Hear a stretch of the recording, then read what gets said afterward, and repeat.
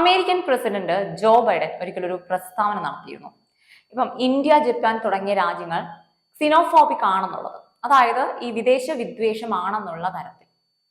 ഇപ്പം അമേരിക്കൻ വിദേശകാര്യ സെക്രട്ടറി ആയിട്ടുള്ള ആന്റണി ബ്ലിങ്കൻ ഇന്ത്യക്കെതിരെ മറ്റൊരു പ്രസ്താവന നടത്തിയിരിക്കുകയാണ്. അദ്ദേഹം പറയുന്നത് ഇന്ത്യയിലെ ന്യൂനപക്ഷ സ്ഥിതിയിൽ അമേരിക്കയ്ക്ക് ആശങ്കയുണ്ടെന്നാണ്.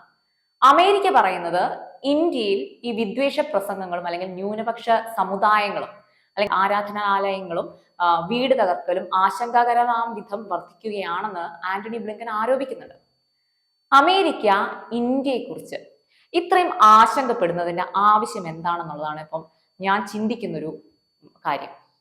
ഈ പറയുന്ന അമേരിക്ക ഇസ്ലാമിക സമൂഹത്തിന് വലിയ വിലക്ക് തന്നെയായിരുന്നു ഒരിക്കൽ ഏർപ്പെടുത്തിയിരുന്നത്.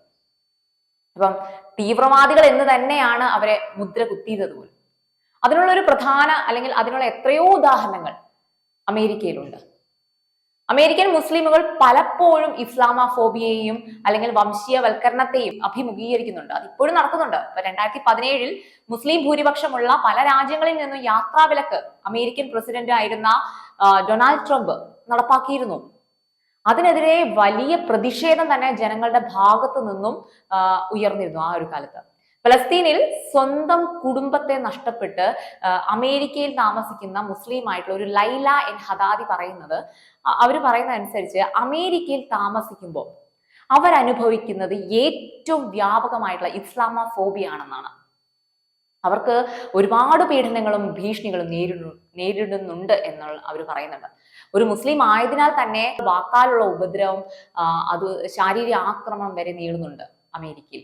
മുസ്ലിം വിരുദ്ധ വിദ്വേഷ കുറ്റകൃത്യമാണെന്നുള്ള കാര്യങ്ങൾ പ്രചരിച്ചതിനെ തുടർന്ന് 6 വയസ്സുകാരനായ ഒരു മുസ്ലിം ആൺകുഞ്ഞിനെ മാരകമായിട്ട് കൊന്നിരുന്നു.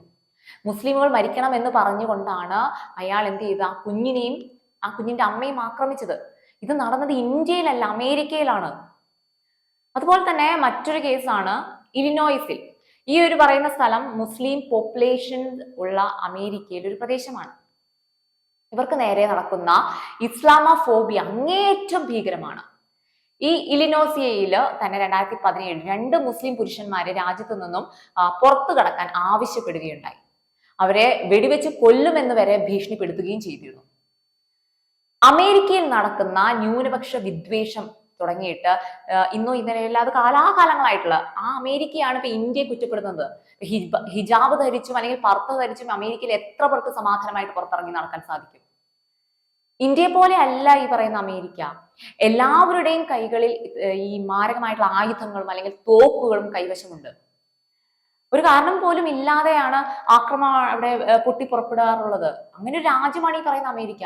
മുസ്ലിം രാഷ്ട്രമായ പലസ്തീനുമായുള്ള ഇസ്രായേൽ യുദ്ധത്തിന് ഏറ്റവും കൂടുതൽ സപ്പോർട്ട് ചെയ്യുന്ന രാജ്യം ഏതാണ്? ഈ അമേരിക്കയല്ലേ. ആ ഒരു അമേരിക്ക എന്തുദ്ദേശത്തിലാണ് ഇപ്പൊ ഇന്ത്യയെ കുറ്റപ്പെടുത്താനുള്ള ഒരു അവകാശമുള്ളത്? ഇന്ത്യയിൽ ന്യൂനപക്ഷം തുണി പേടിച്ചുമല്ല ജീവിക്കുന്നത്. ഇന്ത്യയിൽ എല്ലാ മതക്കാർക്കും അവരുടേതായിട്ടുള്ള സ്വാതന്ത്ര്യം നൽകുന്നുണ്ട്. ഇനി അമേരിക്കയിൽ മുസ്ലിമുകൾക്ക് മാത്രമല്ല ഇത്തരത്തിലുള്ള വിദ്വേഷം പുറപ്പെടുവിക്കുന്നത് മറ്റു പല ന്യൂനപക്ഷങ്ങൾക്കുണ്ട്. ഇനിയിപ്പോ ന്യൂയോർക്ക് സിറ്റിയിൽ ഒരു ബസ്സിൽ 19-കാരനായ സിഖ് യുവാവിന് സമാനമായ രീതിയിലുള്ള അപമാനിക്കപ്പെട്ടിരുന്നു. ആ കുട്ടിയുടെ തലപ്പാവ് ഒരു ആക്രമി നീക്കം ചെയ്യാൻ ശ്രമിച്ചു. ഇങ്ങനെ എത്രയോ സംഭവങ്ങൾ ന്യൂനപക്ഷത്തിനെതിരെ അമേരിക്ക നടത്തുന്നുണ്ട്. ഇന്ത്യയിൽ ഇപ്പൊ CA കൊണ്ടുവന്നതാണ് ശരിക്കും അമേരിക്കയെ ചൂണ്ടിക്കാണിക്കുന്ന ഒരു വലിയ തെറ്റ് എന്ന് പറയുന്നത്. അമേരിക്ക ഇന്ത്യയെ കുറിച്ച് പറയാൻ കാത്തിരിക്കുകയാണ് നമ്മുടെ കേരളത്തിലെ ചില മാധ്യമങ്ങൾ.